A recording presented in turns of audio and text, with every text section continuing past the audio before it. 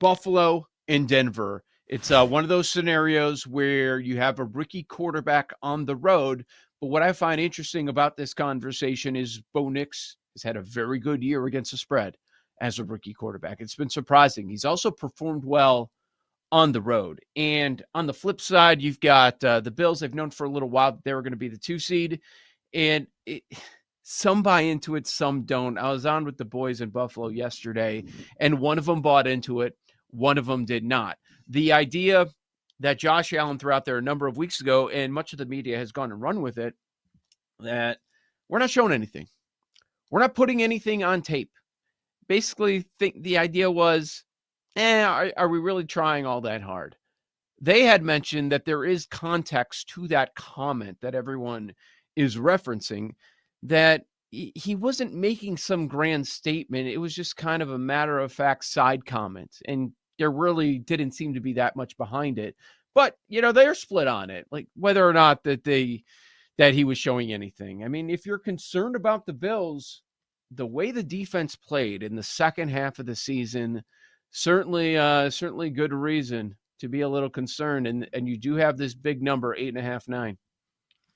I did get a little nervous when I heard Nate Collins talk about his love for the Broncos.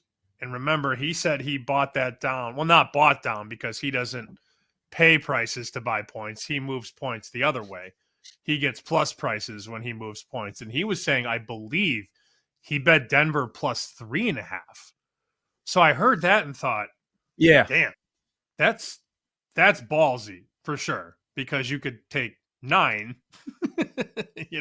and he's willing to move it to 3.5 and take that plus price. So I heard that and I thought, am I missing something? I just don't trust these quarterbacks against elite teams in their first playoff starts. It's systemic a little bit, a little square. There are some square tendencies with that handicap. Oh, got to bet against the rookie on the road. But would you be surprised if this game was 38-14 or 35-10? I wouldn't. This one to me has the biggest blowout ability. That's not exactly a hot take because Buffalo's almost a 10-point favorite, 8.5, 9, depending on where you shop. I just don't I don't think that Bo Nix is going to be as good as people expect him to be. His career is going in the right direction. Trajectory looks good. There were people in Denver that were screaming at the television when he was drafted. He appears to be a guy that has potential and that could work out there for a long, long time. But when you just close your eyes and think about Bo Nix on the road in the playoffs, what do you envision? And I envision a lot of what Mr. T envisioned in Rocky 3, pain. I don't think this is a good game for him. So I'm on Buffalo. I think there's a lot of truth to the fact that they haven't showed you their cards in a while. I'm more glass half full on that than half empty. I think there's a lot of truth to that they just wanted to get in, stay healthy, have everybody in order to go. So I'm on Buffalo. I bet 8.5. I was very happy to do so as well. So those are my two bets. Texans plus 3, Bills minus 8.5. Let's look at how the Broncos have done on the road. And I mentioned covering the number, done a pretty good job. Games where they've performed well. Week 3 at Tampa Bay.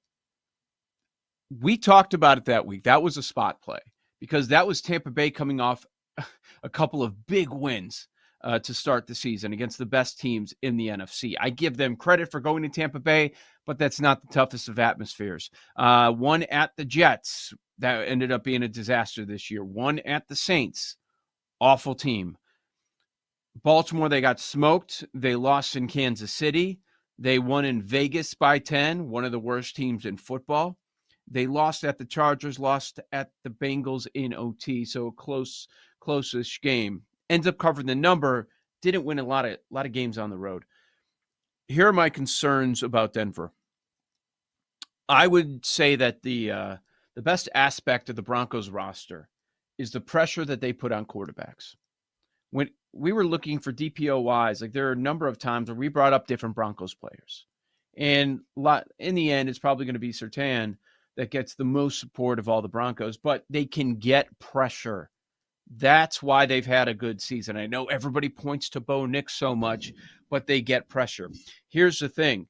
You have the Bills with a strong offensive line, and then you have a quarterback that can elude that pressure, that can escape the pocket and get a bunch of yards on the ground. That's why we're hoping that he ends up being the rushing leader in the wild card round this week. So I think you can kind of punch back against that pressure that the Broncos are going to bring.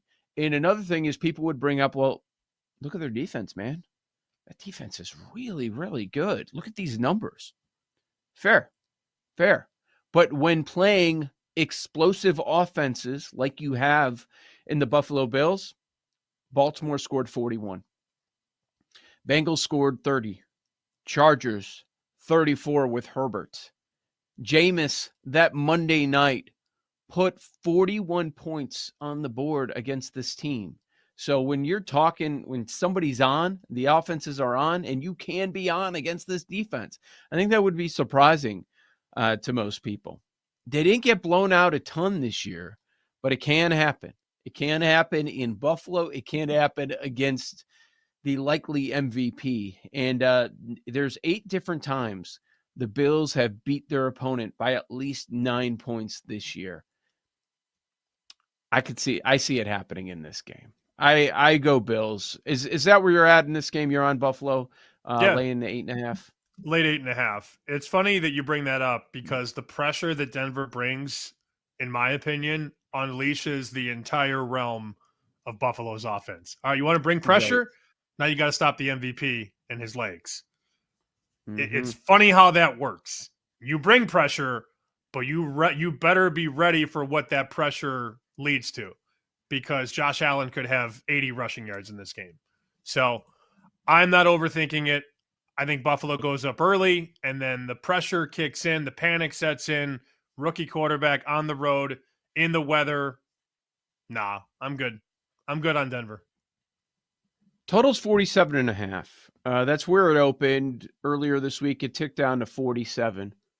Any interest in the over? I would only consider over in this spot. I mean, Buffalo might put 47 up themselves.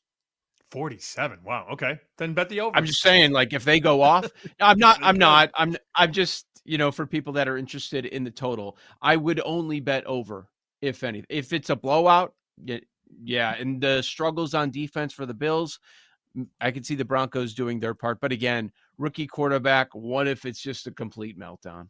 What if it, where they put up 10 points? That is certainly a possibility. But we're on the same page there with the Buffalo Bills.